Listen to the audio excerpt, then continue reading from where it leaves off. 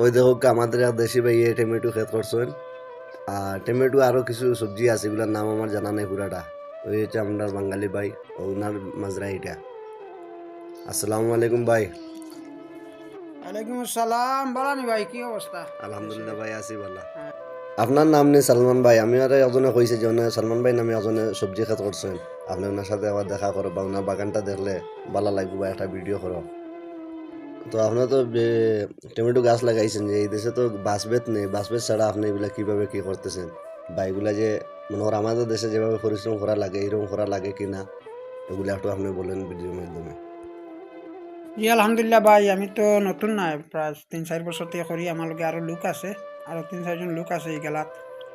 আর এই দেশে যেহেতু বাসবেত নাই, ওই হিসাবে আমি একটা জিনিস চিন্তা করলাম বলে এখন তো টমেটো উপরে উঠাইতে হইব। তো খাজুর গাছের যে বাগু আছে এগুলা কাটিয়া মনে করো খাজুরের বাগু দিয়া কুটা বানাইয়া এইভাবে কুটার তুলিয়া মনে করো লাগাইছি।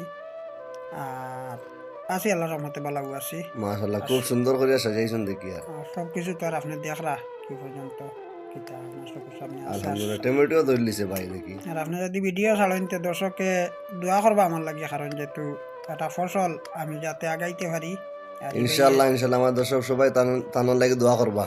আগাইতে পারি বা আল্লাহর রহমতে আমি এটা করিয়া কিছু বাঙালি মনে করো বেকার সেকার থাকলে আনিয়া কাজের দৌড়াইতে পারি আল্লাহর রহমতে উসিলা করিয়া। মাশাআল্লাহ দোয়া করবা আগে দিয়ে আগাইতে পারলে আমাদের দেশের হয়তো আরো 2-4 জন মানুষ আমি আনিয়া মাশাআল্লাহ মনের মাশাআল্লাহ আশা ওটা আলহামদুলিল্লাহ। ওটা দোয়া করি আপনারা মনে করো গা।